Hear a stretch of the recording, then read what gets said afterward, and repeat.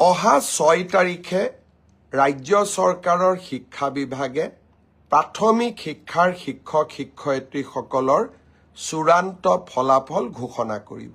অৰ্থাৎ আজি এই ঘোষণা কৰাৰ প্ৰক্ৰিয়া সমাপ্ত হ'ব।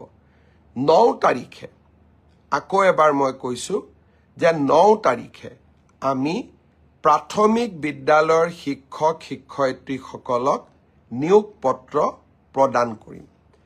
তাৰ পিছতেই আমি নৱেম্বৰ মাহৰ ভিতৰতে পুলিচ কনিষ্টবলসকলক নিযুক্তি দিয়াৰ ব্যৱস্থা কৰিম।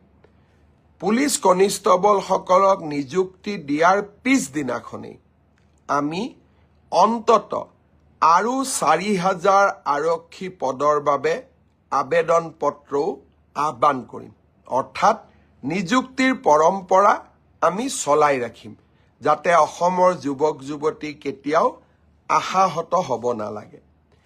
এডিআৰই তৃতীয় বৰ্গ আৰু চতুৰ্থ বৰ্গ এই পৰীক্ষাৰ এটা প্ৰক্ৰিয়া আছে। ৰিজাল্ট দিয়াৰ পিছত আমি লটাৰী বা ৰেণ্ডমাইজেশ্যনৰ জৰিয়তে ডিপাৰ্টমেণ্টসমূহ আবণ্টন কৰিব লাগে।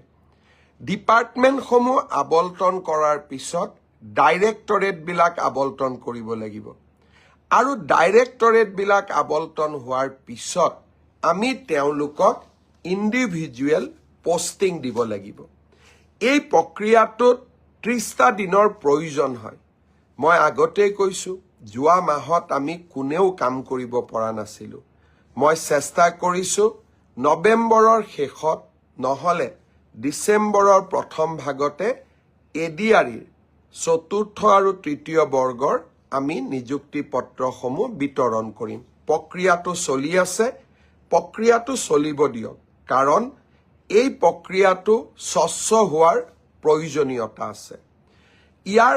এইখিনি সময়ৰ মাজতে আমি পোষ্ট গ্ৰেজুৱেট আৰু গ্ৰেজুৱেট টিচাৰৰো নিযুক্তিৰ কাম হাতত ল'ম।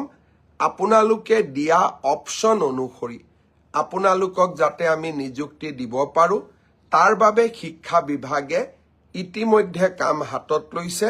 মই খুব সোনকালে আপোনালোকক নিযুক্তিৰ তাৰিখটো জনাম। স্বাস্থ্য বিভাগৰ নিযুক্তিও এই মাহতে আমি প্ৰদান কৰিম।